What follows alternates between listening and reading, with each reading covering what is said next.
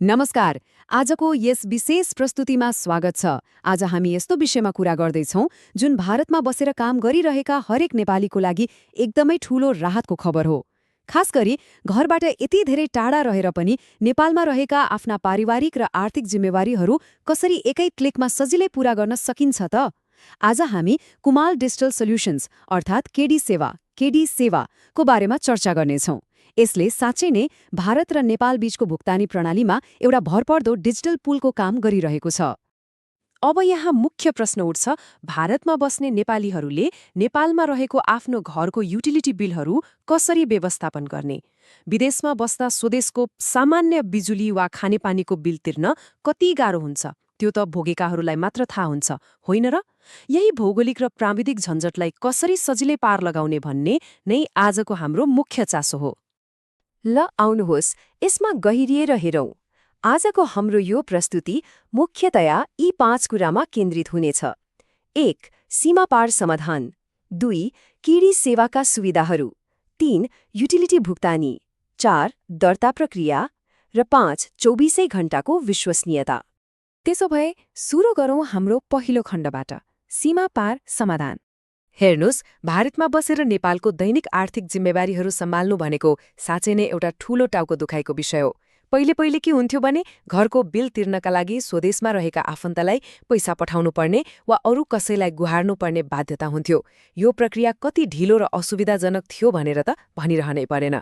समयमा पैसा पुगेन भने जरिवाना तिर्नुपर्ने वा बत्ती नै काटिने हो कि भन्ने डर सधैँ रहन्थ्यो। अब लागौँ दोस्रो खण्डतिर, जहाँ हामी केडी सेवाका सुविधाहरूको कुरा गर्नेछौँ।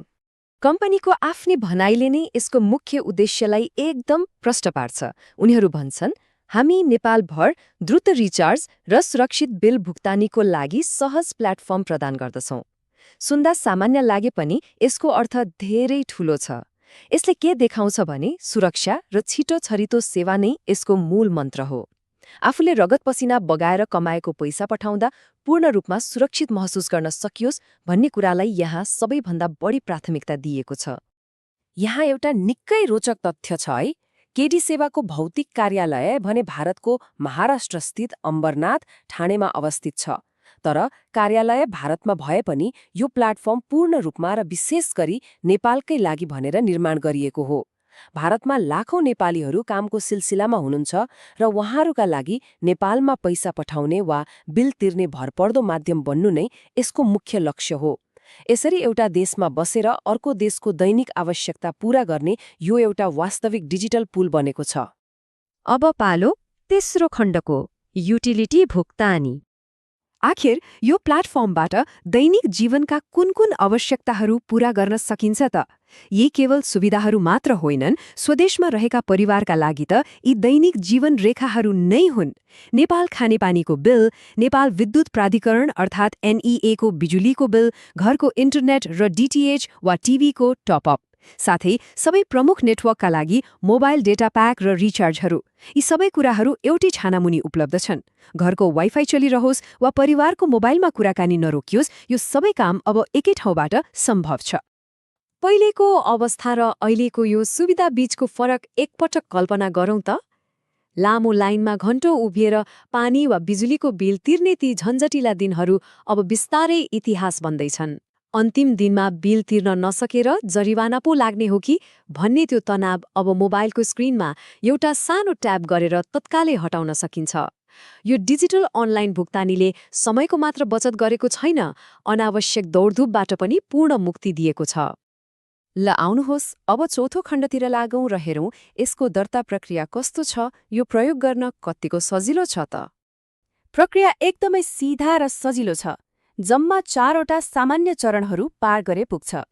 पहिलो, आफ्नो मोबाइल वा कम्प्युटरको ब्राउजरमा गएर सिधै www.kdsewa.com खोल्ने। दोस्रो, त्यहाँ रहेको साइन इन वा रजिस्टर बटनमा क्लिक गर्ने। तेस्रो, आफूलाई आवश्यक परेको सेवा जस्तै बिजुली, खानेपानी वा मोबाइल रिचार्ज कुन हो त्यो छान्ने। र चौथो, एकदमै सुरक्षित रूपमा आफ्नो भुक्तानी प्रक्रिया पूरा गर्ने। कुनै पनि प्राविधिक झन्झट बिना सजिलै प्रयोग गर्न सकिने गरी यो वेबसाइट तयार पारिएको छ। प्राविधिक ज्ञान धेरै नभएका व्यक्तिहरूलाई पनि यसले कुनै समस्या पार्दैन। यो साँच्चै नै सबैका लागि डिजाइन गरिएको एउटा सरल, छिटो र सुरक्षित प्रक्रिया हो। हामीलाई थाहा छ, डिजिटल भुक्तानी गर्दा सुरक्षा सबैभन्दा ठूलो चासोको विषय हुन्छ। त्यसैले यहाँ प्रत्येक कारोबार 100% सुरक्षित छ भन्ने कुरा सुनिश्चित गर्न कडा गोपनीयता नीतिहरू लागू गरिएका छन्। यसको मतलब प्रयोगकर्ताहरू आफ्नो डाटा र पैसाको बारेमा पूर्ण रूपमा निर्धक्क हुन सक्छन्। अब हाम्रो अन्तिम र 5औं खण्डमा प्रवेश गरौं, जुन हो 24/47 विश्वसनीयता। 24/7 यसको सीधा अर्थ हो दिनको 24 घण्टा र हप्ताको 7 दिन। राति 12 बजे होस् वा कुनै चाडबाडको बिदाको दिन, डिजिटल सेवाको सबैभन्दा गजबको फाइदा भनेकै समयको पाबन्दी नहुनु हो। यो सधैँ उपलब्ध छ। व्यस्त जीवनशैली भएका र दिनभरि अफिसको कामले गर्दा फुर्सद निकाल्न नसक्नेहरूका लागि यो एउटा वरदान नै हो। अब आफ्नो अनुकूल समयमा जतिखेर मन लाग्यो त्यतिखेर बिल तिर्न सकिन्छ। अनि अर्को महत्त्वपूर्ण कुरा यो प्राविधिक कुरा हो। कहिलेकाहीँ केही समस्या आइपरेमा के गर्ने त? चिन्ता लिनु पर्दैन। यहाँ कोही पनि अल्पत्र पर्ने अवस्था आउँदैन, किनभने केडी सेवाले ग्राहकहरूको पूर्ण ढुक्कको लागि व्हाट्सएप र इमेल मार्फत विशेष ग्राहक सहायता प्रदान गर्दछ। भारतको नम्बर +91 7709 668 338 +91 7709 668 338 मा सिधै व्हाट्सएप गर्न सकिन्छ वा इमेल मार्फत पनि सम्पर्क गर्न सकिन्छ। यसले गर्दा कुनै पनि बेला मद्दत पाइन्छ भन्ने कुरामा ढुक्क हुन सक्यो। अन्त्यमा एउटा निकै घतलाग्दो प्रश्न उठ्छ कि लामो दूरी वा विदेशमा बसेको कुरा अझै पनि नेपालमा बिल भुक्तानी ढिलाइ गर्ने बहाना हुन सक्छ त?